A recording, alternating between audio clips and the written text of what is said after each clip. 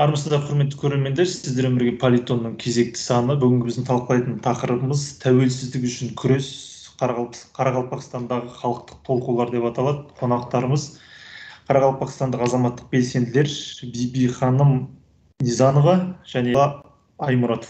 Уақыт бөліп бағдарламамызға қатысқандарыңызға рахмет. Жалпы өздеріңізді көріп біліп отырсыздар, соңғы осы бірнеше күнде әлеуметтік желіде, бақта, Өзбекстандағы, оның ішіндегі нүкістегі халықтық толқулар басты жаңалық болып тұр. Жалпы осыған дейін Өзбекстан билігі халықтық толқулар кезінде басқару органдарын басып алуға талпыныстар болды деген мәлімдеме жасады. Жалпы сіздерде бар ақпарат бойынша халықтық толқулар неден басталды? Оны біреу ұйымдастырды ма, жоқ әлде ол халық өзі жиналып наразылық білдіріп шықты ма? Әңгімемізді осыдан бастасақ. Рахметулла. Рахмет. Енді сіздің сауалды қысқа қылып жауап бергенде, бұл уақытта кеше басталған дүние емес, бұл баяғыдан келе жатырған дүние. Бұған байланысты халықтың төмен әлеуметтік жағдай, ол бірінші себептің бірі болып келеді. Екінші себеп, мысалда 1990 жылы Қарақалпақстан өзінің ғаришілігін, яғни мына тәуелсіздік несін жариялады.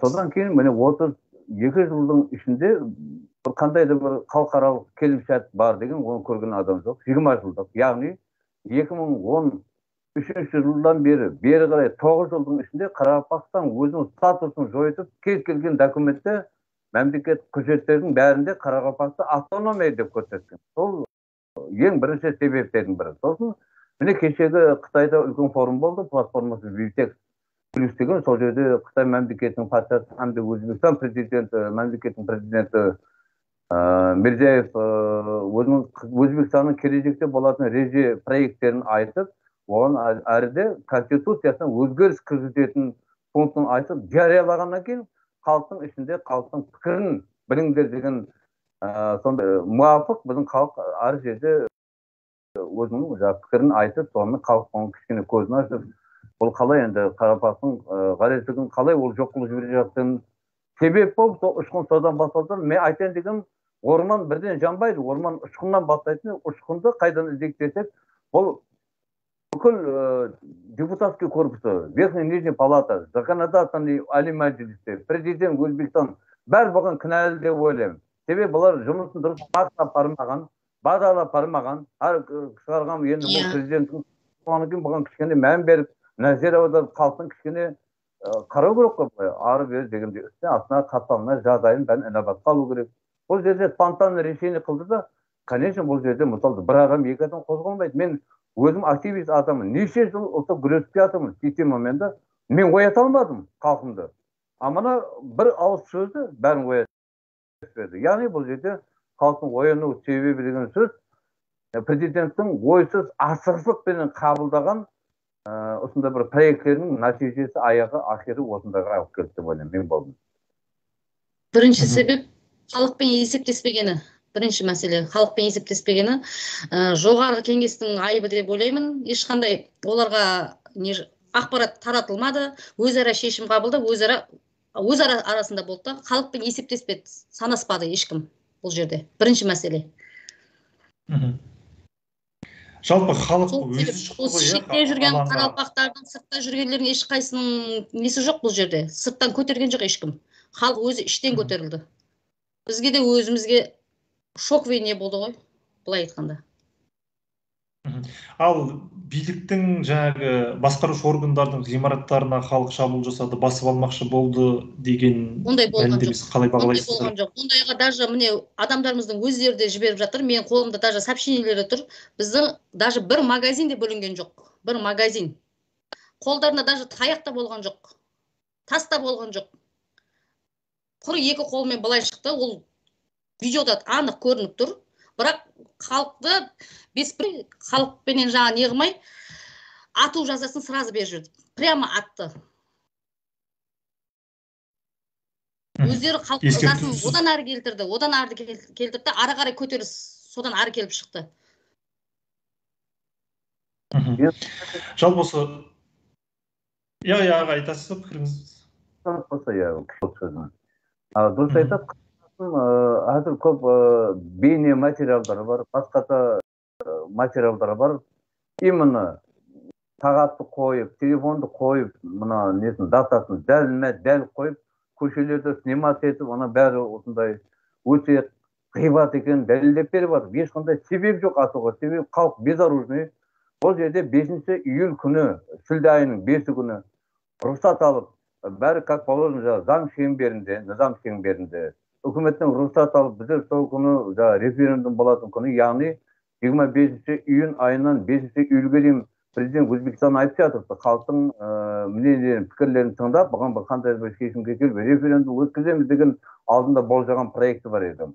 Соған қарап, Дәулетмұрат Тәжімұрат деген ініміз бар, бір жағынан юрист, бір жағынан өзінің газетасы болды, журналист, қатты жақсы сауатты жігіт. Сол жігіттің аппараты негізінде ол жерде ешқандай бір себеп болатындай террорист, экстремист, бақабист, тыныш келе жатырған халық, тыныш келе жатырған. Көп доказательстволар бар. Енді мен ойлаймын, ол жағыз бізде бейбіқан емес, қазір әлеуметтік тармақ, мына порталдар, YouTube болсын, Twitter болсын, толып жатыр, Facebook, басқа жерлерде. Яғни адамдар тігіне былай осындай рахмет, осындай шөкім жатыр, блогерлар көп жағынан оповещать етіп, халыққа, жәми әлемге жариялап көрсетіп бар, көмектесіп, сол жерде бүкіл материалдарым бар. Қазір мен осы жерге келе жатырғанның өзінде кегелді жылап жатыпты. Намыс танытыны себебі бір адам қайтыс болғанда, мысалы, өлтіріп тастаған. Ата-анасы соны барып алуға барса, моргқа барса. Сол жерде Өзбекстан үкіметінің адамлары терроризмге, менің балам шатасып кеткен, араласып кеткен наркотик, как героин, сонда нені еткенде, соны қолға сағана беретін екен, майытын болмаса бермейді. Мен де осы жерде бір айтып кетейін, бір ауыз сөз. Қазір, кезек. Аға ойын аяқтап алсын, сосын. Сол, кешіріп қоясыз енді. Не де болсам закончу. Менің айтып жатқан бұл бір факты. Их можно тысячами привести. Официальный Ташкент пока официальный ответ берген жоқ. Но я уверен, көп адамдар құрбан болды, дым көп адамдар құрбан болды. Солар себебін анықтау керек. Бұл енді қазір халықаралық шөкімде бұған араласу керек. Мен қатты өтініш сұрап қаламын, қазір біздерде прямой эфирде көмек керек. Не надо медлить, созудың қажаты жоқ, спецкомиссия жіберсін. Мен де айтуым мүмкін, аузыма келген. Бейбіқанды айтуым мүмкін, кесін тексерсін, на месте тексерсін.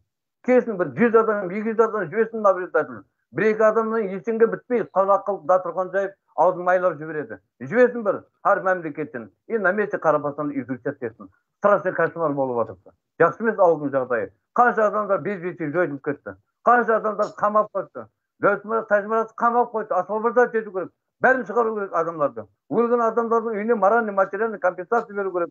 Олардың жағдайы қалай болды? Бала шағасын бағып отырған адамдар кім ойлапты? Атам десе ешкім бармайды, ешкім ойламады атақ деп. Ешкімде жоқ еді. Қарапатын полициялар қол көтермеді. Бәрі Өзбекстанның властың войнелар келіп атып алды. Шығып кету керек территория Қарапаттан тастап. Қарапаттан территориясында нахождение незаконный олардікі. Себебі олар халықты қорғау үшін Өзбекстан гарант болып тұрды ортада, кепілдік беріп. Сома кепілдігі. Қанша адамды өлтіріп тастады. Где гарантия суверенитета? Мы сами себя можем защитить. На то пошло. Мен болдым. Міне өздерінің берген ақпаратында Өзбекстанның өзі берген 14 адам қаза тапты деп айтып жатыр. 14 адамның 13-і алкоголь ішімдігіменен жаңа наркотик қабылдаған дейді. Бір адам ғана сонда жазатайым жағдаймен ондай өлу мүмкін емес қой. 14 адам деген ақылға сыймайтын зат. Оның өзі міне өтірік хабар екен. 18 адам деп 18 адам, өздері бірінші 14 адам деп жариялады. Одан кейін уже мировой уже интернетте 18 адам деп шықты. Бірінші өздері 14 адам деп жариялады. Макан Узда. Именно Макан Узда.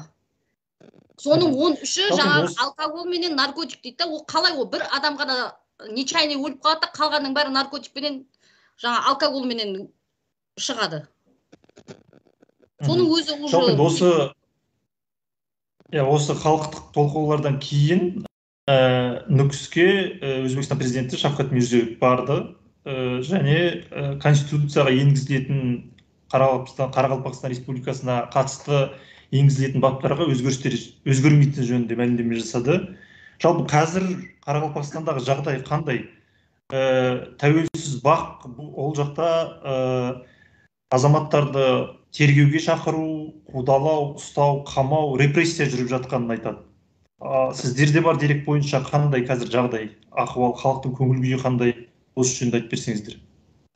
Рұқсат болса мен айтайын. Енді қазір біріншіден бізде интернет тармақтары істемейді, яғни интернет жібердің өзі төмен жүр.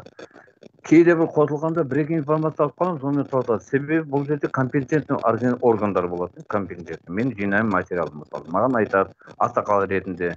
Мен оны алып ортаға қою үшін, менде енді Аллаға шүкір, менде үлкен көп жасқа барған соң, мен дәлелмен сөйлеп үйренгенмін, бірақ ойға жоқ, болып жатқан жоқ деп айта алмаймын. Себебі статистика жоқ, мыңдап адамды алып кеткен, мыңдап. Без вести пропавший, іздеп жүріпті, таба алмай, ойлы тірісін білмейді. Соседний көрші мемлекеттерге қарайды, басқа болып қалып кеттім, оны бір Құдай біледі. Сосын екінші мәселе, аз комендантский час кіргізді, яғни уже, как говорится, баяғы үкіметтің назарында контрольға алынып, ол повод болады. Кез келген адамның қолынан талап алып кетуге полный повод бар, опять оларға сондай билік беріп қойды да. Комендантский час кіргізетін ешқандай мотив жоқ еді, себебі комендантский час қашан кіргізетін, қашан боянысы неуправляемый болып кетсе, бұның бәрі управляемый еді, жақсы еді, көрім наблюдать еді. Басында дым жақсы келді. Әшейін бұлай келе жатырған халық, әшейін келе жатырған. Алдыда оқ атып бастады. Мал емес, адам баласы ғой. Қарапақ болмай, басқа ұлт болғанда біздер жанымыз ашмай ма? Адам баласы ғой бұл. Бір түрки халықпыз. Бір басқа бір мейлің, бір басқа бір Европа мемлекетіне атады. Түрки халықта өзбек, қарапақ тартып, мына түрки тілдес басқа бауырларымыз, өзің кішкене өзің бақа беріп көріңді, бауырға пышақ ұру, бауырға оқ ату деген бұл жауыздық, бұған ешқандай оправдание жоқ. Бұны қарқалық сотқа беріп, бұны тергелу керектігін өзімде личный үмітім бар. Енді информация жағына келетін болса, қашықтығында көп информация келіп жатыр, бірақ олардың бәрін тексеру керек. Біз егер соны соған тиімденген сондай шөлкемдер болса, біз готовы предоставить возможность, где и кому обратиться дегендей. Міне қазір мен осы жерде бір видеоны көрсетіп өтейінші, міне. Қазір міне, кеше болған оқиға, міне. Міне, жайып кетіп бара жатыр, міне, өздерімен өздері. Қалай халықты не істеп жатыр? Живой факт. Көріп тұрсыздар ғой, анық. Прямо көшеде жүрген жерінен басып алып кетіп жатыр. Енді осы болады ма енді? Енді бұл беспредел дейді. Бұндай қылуға ешкімге ақыс жоқ қой, онда себеп жоқ. Әр кезде себеп болу керек. Және бір айтайын деген затым бар еді. Мен енді қазір ала берсе ертең әр күні 10-нан бая өзіміздің не бар ғой, бюро. Сол жерден қазір мен заявление беріп жатырмын. Просто Алматы, Қазақстан зеленый, желтый зонаға кірді, яғни COVID-19 ауруының тарқамасының алдын алу, баяғы осындай ситуацияда антисептик, маска, саққа бәрін етіп, айту рұқсат барыватын, сол жерде предоставляют документы. Где? Өзбек халқы опять, вот, например, қазір сіз айтып отырсыз, бауырларым, осындай қарапақта қандай қан төгілді. Бұнда өзінде қан төгілуі мүмкін. Неге десең, осы күнге дейін өзбектің халқында, қарапақ ұлтын, қарапақты аяға тығылған боғауыздар, оның тілің айналмайды. Бұл вообще мына фразеологияда, ондай слова употребление жоқ та, даже мына бандиттер де жоқ тартарды, анасын боқтап, бәрін көтеріп келді, қарапақтен жуас халық. Қазірдің өзінде менде сонда материалдар бар, Самарқандтан, Бұқарадан, Ташкенттен, білесіз бе, қандай қан төгуге сонда пропаганда істеп жатырды. Қарапақ тығылтын, оған қазақта қарап тұрмайды, басқа да қарап тұрмайды.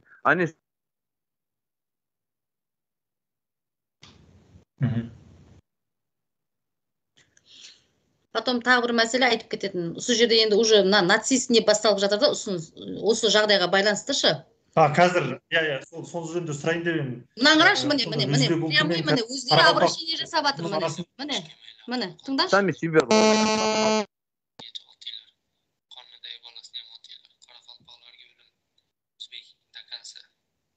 Көрдіңіздер ме? Өзбейлер өшкемейлер, қарақалпаларды өлтіріш керек, бешігідей баласын кече атыйлар, қармандай баласын атыйлар, қарақалпаларға өлім, өзбек дакансы. Ане, живой міне факт. Өздері нацист, еще өздері не, бірақ бәрін кінәлі қарақалпақ, айланып келгенде, бәріне кінәлі қарақалпақ. Жалпы бұл енді сонда бұның соңы бір ұлтараздық қақтығысқа ұласып кету қаупі бар ғой. Негізі оған бармау керек. Негізі қарақалпақтар өзбектерге қарсы шыққан жоқ бұл жерде біріншіден. Только үкіметке қарсы шықты. Үкіметке езіп тастады ғой енді халықты былай айтқанда. Ешқандай тілінің де қадірі қалған жоқ, заңның да қадірі қалған жоқ. Ешкім санаспайды бұл халықпенен, тек езе береді. Жұмыс жоқ. Біріншіден бүкіл жұмыстың бәрін өзбек басшылар отырады. 80% өзбектер отырады, 20%-ын ғана қарақалпақтар жұмыс жасайды. И то пол жуатын, уборщица, көше сыпыратын, сондай жұмыстарды ғана істейді. Андай жоғарыда отыратын бір-екі жұмыстар болады, бірақ арман бар, берман кел, жүгір шапты жұмыстар болады. Енді бір-екі лауазымды жұмыстар болуы мүмкін, бірақ олардан шада қорқытып, осындай сөздерді айтқызбайды. Потому что жұмысыңды алып қоямын. Қорқытады солай. Факт, анық факт. Жұмыссыздық мәселесі ол жерде қатты үлкен проблема, сол үшін халық біріншіден үндей алмайтын бірінші себеп сол. Рахметулла бізге қосыла алмай жатыр ғой деймін әлде. Техникалық. Енді техникалық неге байланысты кешірім сұрап қоямын. Несі қосыла алмай жатырмын, кешірім сұрайсыңдар. Нашар. Сіз қосылмай тұрған кезде мынандай сұрақ болып еді. Қазір өзбек ұлты мен қарақалпақ ұлты арасында бір ұлтараздық, бұның соңы бір ұлтараздық қақтығысқа ұласып кетуі мүмкін. Қарақалпақ ұлтын өлтіру керек деген үндеулер жасалып жатыр деген видеолар тарап. Менде дәлелдер бар. Мен қойып беремін. Бұхарадан, Самарқаннан, Ташкенттен, һәмме өзбек вилаятларынан, облыстарынан Қарақалпақты жеті атасымен боқтап атырғандар толып жатыпты. Өзбектің прокуратурасы, Өзбектің СМБ-сы не істеп отырды, президент дегім келеді. Бейшара халықты ештеңеге ешқайсыға қатысы жоқ. Сонда қарапайым, апуайы, жуас халықты қуып жүргенше қудалап, мұрның астына болып жатқан зат тоқтату керек. Бұл әрине бұл үлкен соғысқа апарады. Қарапайым емес бұны бастап жатқан. Намыстың артында шегі болады. Яғни бұл жерде әлеуметтік сайттарды қатты контроль. Міне қазір мен сізбен сөйлесіп отырмын. Менің связім нашар бар екен ғой, болады екен блокировать етіп. Может, біліп отырған шығар біреулер. Сондықтан осында тоқтап деп жатырған шығар. Мен айта жағым, осында кезде, мысалда қазір айтыңма, официально кім кешірім сұрады? Қарақалпақтың қанша адамдар құрбан болып кетті? Бір кешірім сұраған бар ма шөлкім? Мүфтият болып, я президент аппаратынан, я бір әшейін бір адам келіп, ойбай, мынау ұят болды. Бауырларым, не істеп атсыздар? Көріп, бұл не істеп атсыздар? Ұят қайда? Мұсылмансыз деген бір мұсылман жоқ арасында. Это что, выгодно всему Өзбекстану, чтобы Қарақалпақ перестреляли, что ли? Ондай болса Қарақалпақты ешкім тұра алмайды. Екінші балдар жұртке келеді. Қарақалпақты өзімен мен ешкімді призывать етпеймін. Мен әр кезде татулыққа, тыныштыққа, абадандыққа сондайға шақыратын адам. Бірақ мен тыңдап тұрмайды. Себебі оның ата-анасы боқталып жатырды. Қарақалпақтың ұлтын аяға тығылып жатырды. Қарақалпақтан атып қырып жатырды. Бір адам жоқ көңіл айтатын. Как я могу вот это дело удержать, например? Мен бұл жерде провокация істемеймін. Мен болатын затты көріп айтып жатырмын. Көзім ашық емеспін. Мен адаммын. 12 немеренің атасымын мен. Өмір көрген адаммын. Мен білем бұндай зат неге апаратын. Солай қосымша айтайын дегенім. Рахмет.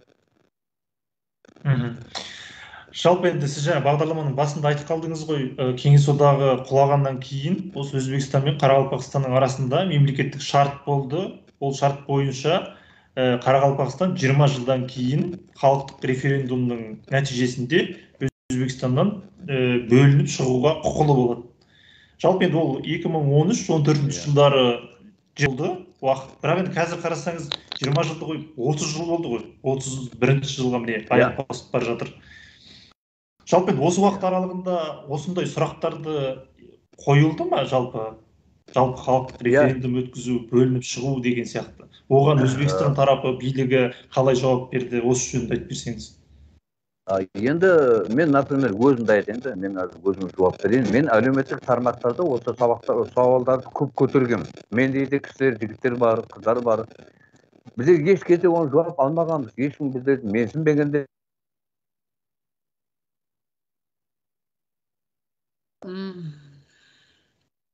Мен де толықтырып кетейін осы жерде. Сіз толықтыра берсеңіз. Жақын жерді алайық, мысалы. Аға сөйлеп бастады ау деймін. Өзіміздегі консул. Естіліп жатыр ма? Статус жоқ, мемлекет деген ақылға сыймайтын дүние. 9 жылдың ішінде Қарақалпақ кім екенін білмей жүрді да, оны қалай олар назар салмайды, мен түсінбеймін да. Сосын екінші мәселе. 20 жылдық деп тұрмыз ғой, біз енді конституцияны оқып келеді, яғни президент, жоғарғы кеңестің бастығы, оның халық голосование, дауыс беру системасымен оны таққа апарып отырғаннан кейін, ол халықтың атынан қандай бір халықаралық документтерге, құжаттерге қол қоюға ықтиярлы да, оның мүмкіндік біз өзіміз қолдан жаратып береміз. Оны доверие дейтін, потом доверие народу. Мен айтқым келеді, бізге конституцияның өзгерткісі келсе импичмент президенті да қойсын. Жұмыс апаратын болса, жұмысты босату керек. Жұмысты апаратын болса, қасындағы помощниктер жұмыс апарамай ма, олар шығарып жіберсін. Оны мен ақыл беруім шарт емес қой. Если человек не может справиться со своими функциональными обязанностями, ол жұмысты апарамайтын болса, осындай айқай-шу, неше адамдар қаны төгіп өліп жатыр. Кім себепкер, бұл кім кінәлі? Это бірінші очередь, бұлар Өзбекстанда кінәлі 100%. Солар кінәлі болып тұрды да. Енді кеше, рахмет, Шавкат Мирамаевич айтып жатыр. Ау не істеп отыр? Қарабақтан бізге бауыр, мен қол астында ұсыныс қылып ұялмайсыз ба? Бір олды бірде бір модда өзгермейді деген сөз, бір статья, бір пункты өзгермейді деген сөз да. Ал соны қан төгілуі шарт па еді? Сонда сонша айлық алып халықтың бюджетінен, бюджеттен сөз халықтың сағалығынан, яғни маңдай терден әрбір пенде сол неге қазынаға салады, өкіметтің қазынасына. Сол ақшадан айлық алып, машина мініп, пәтер салып, қарын тоқ, мысалы солардың сол халқына кішкене бір назар бұрып, мына мұрның астына не болып жатырған, маған бір қол қойып берсе қараймын ғой мен бұлай. Мүмкін мен ату жазаны қол қоймадым. Ол қалай ол жерде қабылдайтын? Қарақалпақтың суверендігін жоқ қылып жүру деген ақылға сыймайтын дүние. Бұл үшінші.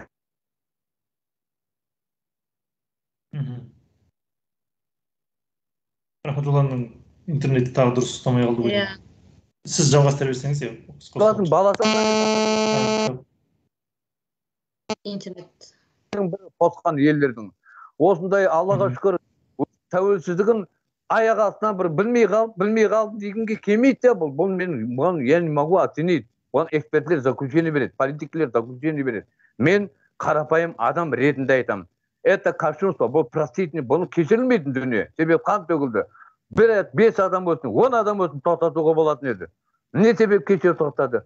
Неге сол басталған күні тоқтатпады? Неге? Басталған күні себебі, аға сөзіңізді білейін осы жерде. Басталған күні жастар күні болды. Жастар күні Өзбекстанда. Ол ана не өткізіп жатты? Үлкен жаңағыдай праздник болады ғой, неде. Сол жақта праздник болып жатыр, мына жақ Қарақалпақстанда атыс болып жатыр. Бірақ президентке ешкім шығып айтпайды, Қарақалпақстанда осындай болып жатыр. Неужели білмейді президент? Келеді да маған ешкім звонок етпейді дейді. Оған звонок ету шарт емес. Не үшін онда президент болып отыр? Халқында атыс болып жатырса, ол бір кішкентай бір көшеде болып жатқан жоқ, үйде болып жатқан жоқ. Білдей республиканың ішінде атыс болып жатыр, бірақ президентке ешкім звондап айтпапты. Ол жаңағы концертте отырыпты. Ол енді оған ешкім білмеймін, мен оған дым сөзім жоқ, дауам жоқ ол жерде. Солай маған айтқан жоқ, жоғарғы сіздер, мен бәрін айттым, маған сіздер өздеріңіз өйттіңдер, өздеріңіз бүйттіңдер, маған не үшін хабар бермедіңдер, маған не үшін звондамадыңыздар, енді осы сөз енді артық болды деп ойлаймын мен. Жеке өзім, халық артық болды ол жерде. Халық өліп жатыр, бірақ оған звондап біреу айту керек екен. Мына жақта республикада халық өліп жатыр деп. Көшеде өліп жатқан жоқ, бір үйде өліп жатқан жоқ. Дәу білде республиканың ішінде халық өліп жатыр, бірақ ол президент концертте отырады, білмейді ештеңені. Ол білмеу мүмкін емес. Неге сол кезде кеп тоқтатпайды? Не үшін сол кезде кеп тоқтатпайды? Халыққа не үшін сол кезде келмейді? Бәрін атып болғаннан кейін ертесіне келеді, бірақ ешкім өлмеген болады. И то өлмеген болады. Сол күні оқ жаудырады халыққа, газ аттырады, улайды газбенен. Қанша адам сол күні өлді, бірақ оны айтпайды. Не үшін жасырады халықтан? Жалпы енді осы халық алаңға шығып жатты ғой. Халық алаңға шыққан кезде билік тарапынан, Қарақалпақстан Республикасының билігі тарапынан адамдар шығып бір келіссөзге келген немесе тырысқан фактілер бар ма? Тырыстық. Біз мына жақтан да жаңағы не қылдық, дауыста жинадық, бірақ құлақ асқан жоқ. Даже мына жоғары кеңесте отырған, қазір кім қамалып отырды ғой, жұмыстан алыпсы. Соның түрін де білмейді жастар қазір. Түрін де 90 жылдан былай қарай кім отыр, кім басқарып отыр, даже түрін де білмейді. Атын біліп Панаев деген фамилиясын ғана біледі, даже атын да білмейді. Оны былай да газет айтамын, жастар білмейді. Даже халықпен датаво санаспайды, ол жоғары кеңесте кім отыр, депутат кім білмейді. Енді өткенде жаңағыдай өзара конференция өткізеді, жиналыс болды, сол туралы журналистерден қашып жүр. Депутаттардан сөз. Мен депутат емеспін деп датаво қашып жүр да халықтан. Журналисттерге даже сұхбат бере алмай жүр депутаттардың өздері. Ол факт тұр. Ол өздерінің арналарынан да шықты. Мен депутат емеспін деп депутаттардың өздері дата болды. Рахметолла, сіздің ойыңызша, жалпы енді сізде сондай деректер бар ма? Қарақалпақстан билігі осы халық ереуілге шығып жатқан кезде алдынан шығып келіссөзге келейік деген. Қарақалпақстан билігінде мен қазір дауыс естіліп жатыр ма? Иә. Естіліп тұр. Біздердің Қарақалпақстан билігінен Мұрат Қалыбекович қамалып шыққан жерін көріп қалдық. Енді біз Алматыда отырмыз, бірақ бізде көріп қалдық. Халықтың ортасына шығып, Дәулетмұрат Тәжімұратовты босатып, халықтың алдына шыққан моментін көрдім мен, өзім мына көзіммен көрдім. Иә, ол болды. Біздер тауып беруге де болады, оны жоқ деуге болмайды. Бірақ Қарақалпақтың билігі, қазір қарасаңыз, мына андап қарасаңыз, анализ қылып, 30 жылдан бері Өзбекстанның билігі Қарақалпақтың билігінен үстем келеді. Өзбекстанның конституциясы Қарақалпақтың конституциясынан үстем келеді. Біздердің единсін біздің өзіміздің жүзімізді, өзіміздің статусымызды, өзіміздің егемендігімізді сақтап тұрған 70-ші статья еді, 70-ші. Яғни суверен Қарақалпақ мемлекеті Өзбекстан құрамына кіреді деп. Енді баяғы 20 аз бәрін айтайын. Баны сіздің алдындағы сұраққа да жауап беріп кетейін толы.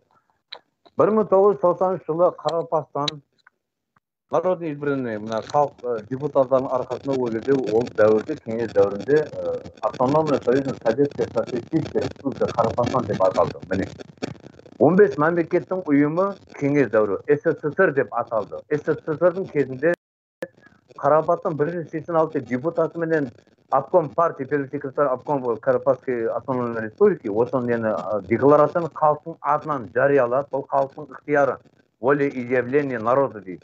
Осы арқалы Қарақалпаққа тәуелсіз деген кіргізіп берді да, сонымен бұны шөгімлетілген өзіміздің баяғы ең бірінші президент институты әлі кірген жоқ бізде, бірақ сол бірінші президентіміз марқұм Дәулетбайға Шамшетов депутаттармен қосылып жұмыс істеді. Бірақ олардың бәрін бір шетке қойды да, бұл адам қайтыс болғаннан кейін енді білмеймін, мен көзім көрмегеннен күнә қалғым келмейді, бірақ мен сенбеймін. Себебі 20 жылға өзім ойландым. Мен әзір былай кішкене арамызда мына езетін, нетен түсінетін адамдар болса, мен таңдап отырған осындай бір математика, басқа ғылымының ғалымдары болса, мен қазір бір сұрақ қоя жатырмын. Себебі кеңес дәуірінде Өзбекстанның бюджеті прямой зависит етті. 1993 жылы 180 миллиард рубль құйылды Өзбектің бюджетіне. Біздер 70-тен қор болдық, орыстан құл болдық деп бөліп шықтық қой мысалда. Сондықтан қазір осы күнге дейін орыстың берген пұлын әкесін мен дәлелдеп беремін. Осы жылдық бюджетін мен по полке қойып беремін. Тиынға дейін қойып беремін. Осы күнге дейін орыстың былай қайыр қылып, садақа қылып берген ақшасын ала алмады. Өздерінің байлығы бар, Қарақалпақтың байлығы бар. Қайда кетіп бар? Бәрінің сұрақ бар да. Бұл вопросты уже будут решать компетентные органы. Я не компетентный. Мен просто айтып жатырмын. Информация ретінде. Фонд бармайды ешқайдан. Фондтың бәрі өз Ташкентте қалады. Біле, кешегіде осы уақиға жүз берген кезде. Енді біздің жаңа президентіміз Шавкат Миромонович Китай мемлекетімен айттым ғой выступлениенің басында. Міне Народное слово деген газет шықты да. Порталға кіре алмадық. Мен өзім регистрациям бар. ID-ме кіріп отырмын. Өзбекстанда не болып жатырғанын білу үшін мен Өзбекстан порталында отырған адам едім. Мен кіре алмадым. Көп адамдар кіре алмады. Көп адамдар кіре алмады. Содан кейін осы газетті тауып алдық. Осы газет себеп болды. Осы жерде жазып қойған екен. Мына қараңыз. Выступление президентінен жарайды ол жазып. БРИКС плюс деп айтып қой платформасын. Үлкен форум болды онлайн. Сол жерде жазып қойды.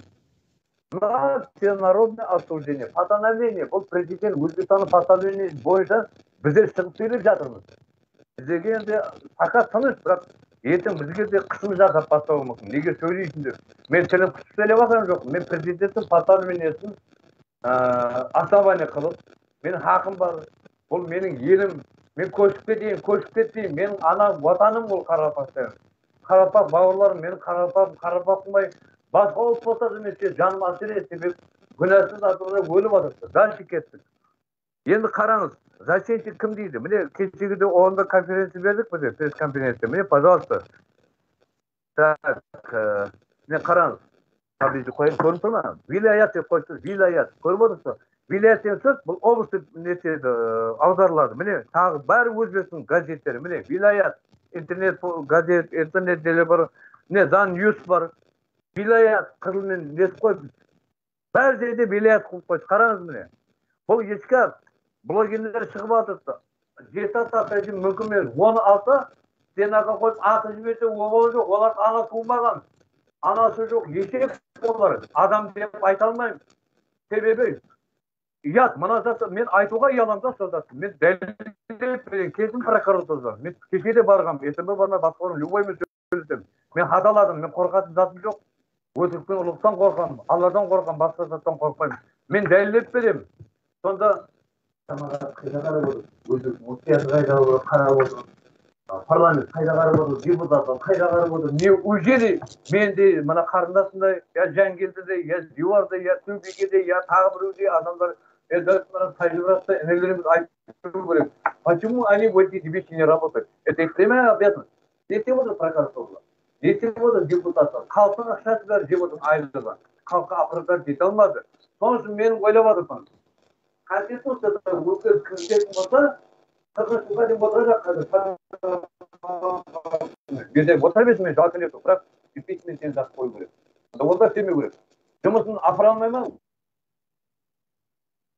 Қатып қалды тағы да. Алып қосарыңыз бар ма? Алып қосар мен қазір басқа не бойынша Дәулетмұрат аға менен Лала ханым сол екеуінің өмірі мені қазір қызығып тұр. Мәселесі менде қатты. Сол қалай жіберіледі, қалай қояды халыққа, енді первый помощь қазір дәрі-дәрмек пен азық-түлік. Сол мәселені қазір жеткізіліп жатыр ма ол жаққа азық-түлік? Ештеңе жеткізіліп жатқан жоқ. Біз кеше диаспорада, кешіріңіз, диаспорада емес, кеше консулствода болдық. Өзбекстан консулында Қарақалпақстаннан 4 адам делегат келді. Енді халық айтатын заттарын айтты ол жерде. Енді бірақ көмекке сборға деп рұқсат алынды, бірақ ақшалай ито. Бұлай неменен груз қылып жіберуге рұқсат жоқ. Өткерілмейді.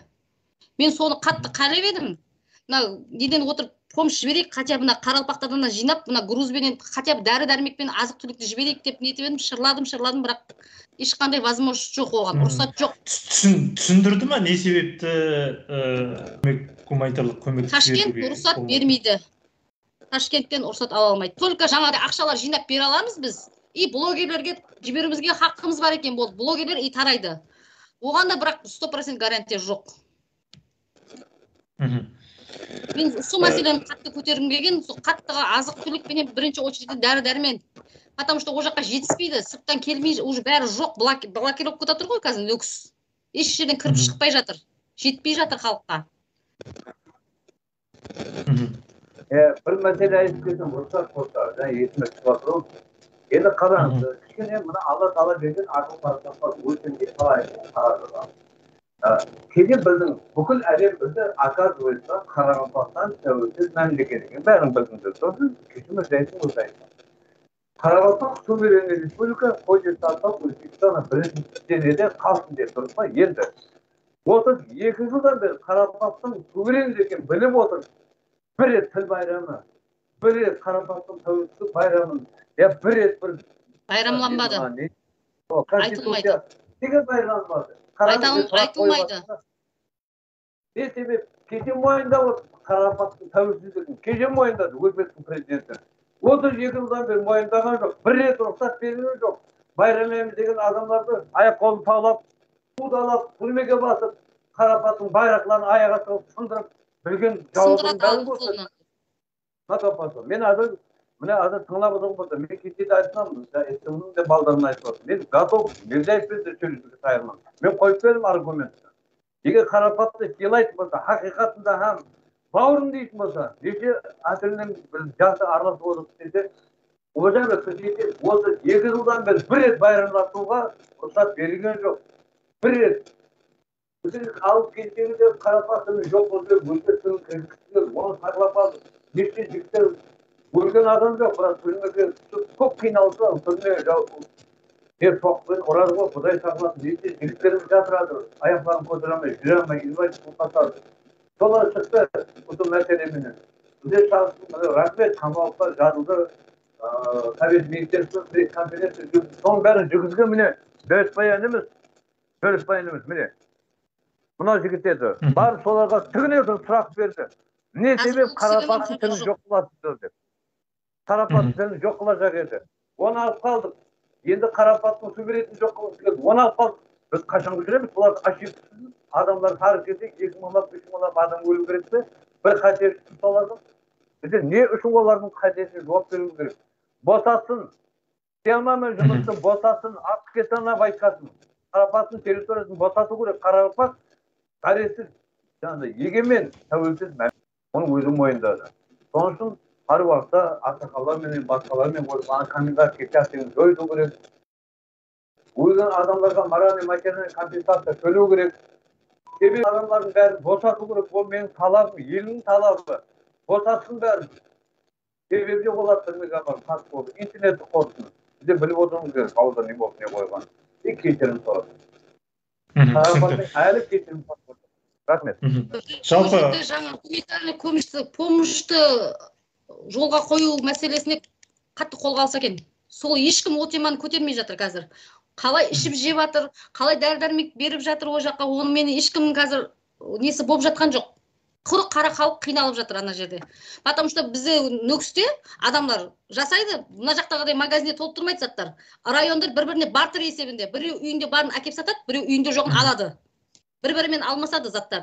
Біреу қантын әкеп сатса, біреу күрішін әкеп сатады. Күріш жоқ адам күріш алады, қанты жоқ адам қантын алады. Солай өмір сүреді ол жақта. Енді бүкіл бәрін жауып тастады қазір. Нүкіске ешкім кіріп шықпайды. Қазір қалай өмір сүріп жатыр, қалай азық-түлік жеткізіп жатыр, бұл жағымен ешкім қызықпай жатыр. Көтеріп шықпай жатыр сол мәселені. Қазір осы Қарақалпақстандағы жағдайдан кейін Қазақстанда Қарақалпақ азаматтарын полицияға тергеуге шақыру, қысым көрсету жөнінде ақпарат тарап жатыр бақта. Жалпы сіздерді шақырды ма? Шақырса қандай сұрақтар қойылып жатыр? Немесе сіздердің таныстарыңызды, үзеңгілес достарыңызды, әріптестеріңізді шақырды ма? Осы жөнінде айтып берсеңіздер. Мен жауап берсем, мен себеп шақырды, қысым болған жоқ, расын айтып, қысым болған жоқ. Осындай қазірде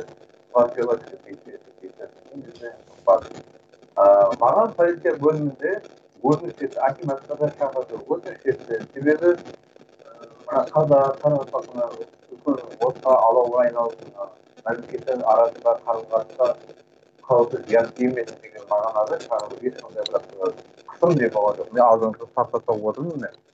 Қысым болса менде алаға өзінде жемістер көп, журналист болады, адвокат бәрі келеді.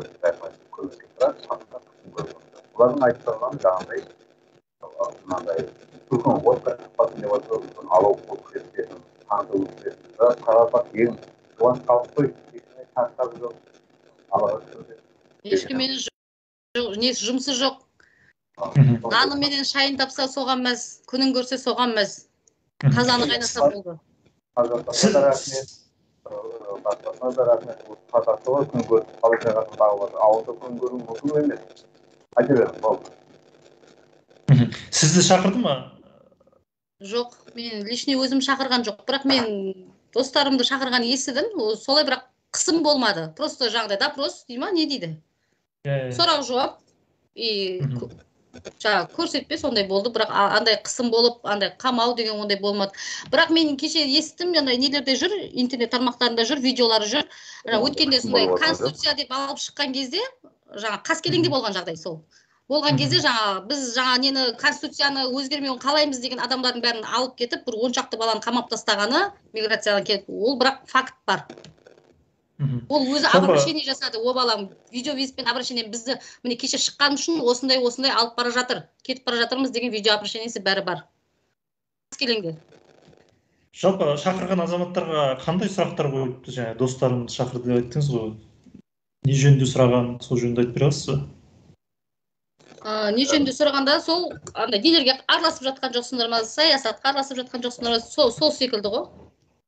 Андай мен айттым, мен араласып жатырмын, и дальше араласам деп. Себебі мен дәлелдерін тұрсын қолымда. Бұл президент өзің айтқаны, халықтың мнениесін тыңдаңдар, халықтың пікірін тыңдаңдар деген. Мен яғни өзімнің граждандық позициямды мен ұстап, мен өз немді айтуым керек.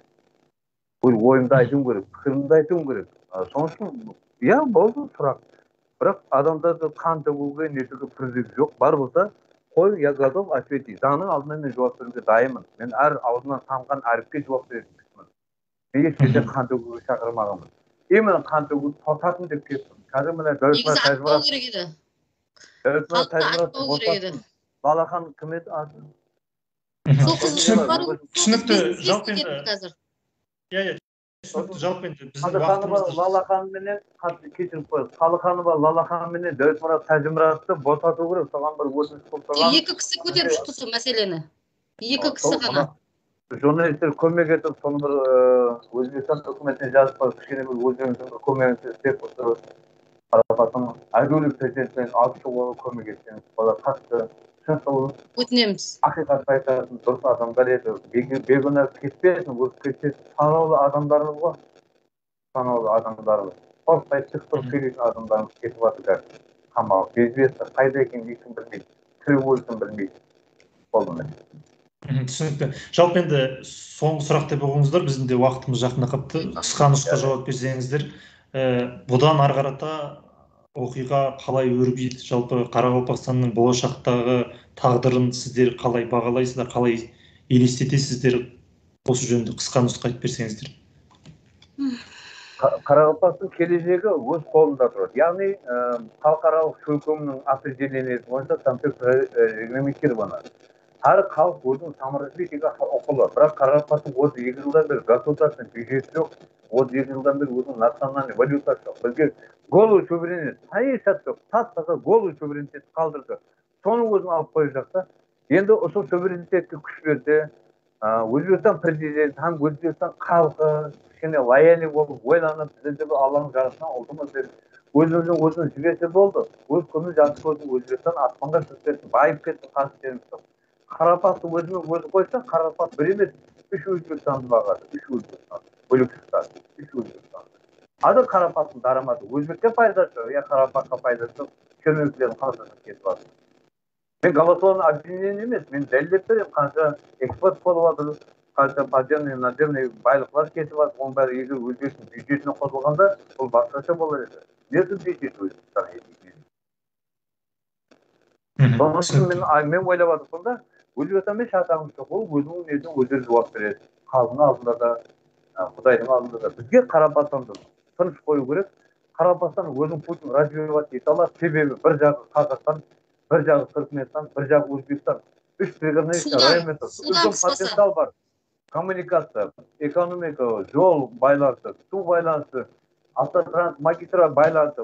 Көп байлық көп, Қарақалпақта несметті байлық бар да. Солардың бәрін қолға алса, таза реформа кіргізіп, экономикалық қандай да бір режелерін тұтса, мен ойлаймын 5 жыл, 10 жылдың ішінде әлемге бірінші рет қатарынан шықпаса да, мен деген мемлекеттердің қатарынан келеді. Ұзақ кетудің қажеті жоқ. Кеше түйе бағып жүрген бедуиндер әлем таратып арабтар. Қарақалпақ дәл сондай болып қалады. Судан қыспаса екен, алдағы уақытта судан қыспаса екен халықты. Бірдеңе айтайын десе, судан қысады. Бірінші су мәселесі біздерде проблема. Басқасының бәрі жақсы. Мына паспортқа ұлт жазылмайды. Кейінгі шықты, мына неше рет өзгеріп. Ешқайсында ұлт жоқ. Ұлт жоқ. Бұрын Қарақалпақ деп жазылып тұратын, қазір ұлтты да алып тастады. Датабо соған дейін барды енді. Сол ұлт жазылса екен. Менің тілерім алда. Жаңа судан қыспаса екен. Халықты мына құр бейгүнә халықтың бәрін қамай бермей, бәрін босатса екен. Аналардың көз жасына қалмай, қалған халықты босатса екен. Өзі 2-ақ миллион айландырған 2-ақ миллион халық бар. О 2 миллионның 1 миллионы далада жүр, 1 миллион асып кетсе 1 миллион жасап атқан шығар. Корея бар ма, Россия бар ма, Қазақстан бар ма, елдің түпкір-түпкірінде бәрі жұмыс істейді. Мына сыртта жүрген жұмысшылардың жаңағы салық төлеуін алып тастаса екен. Еще сен өзің семьяң бағу үшін сыртта жұмыс істейсің. Өзі жұмыс тауып бермейді. Бірақ сен тағы қазынаға әкетіп сол жұмыс істеген үшін сен ақша құюың керек. Сол нені алып тастаса екен. Менің тілерім. Не үшін сен Өзбекстанға ақша құюың керек, сыртта жұмыс істеп келіп, өзіңнің хақыңды тағы әкеп құясың. Оны бала-шағаңа құясың ба? Ана жақта жүріп өзіңді күніңді көресің ба? Әкеп Өзбекстанның қазынасына құясың ба? Қай жағына жеткізесің білмеймін. Сол мәселелер жоқ болса екен. Сол мәселелер қаралса екен. Түсінікті. Уақыт бөліп бағдарламамызға қатысқандарыңызға рахмет. Сау саламатта болыңыздар. Саламат болыңыз. Аман болыңыздар, рахмет. Сау болыңыздар, жақсы күнде көрісейік.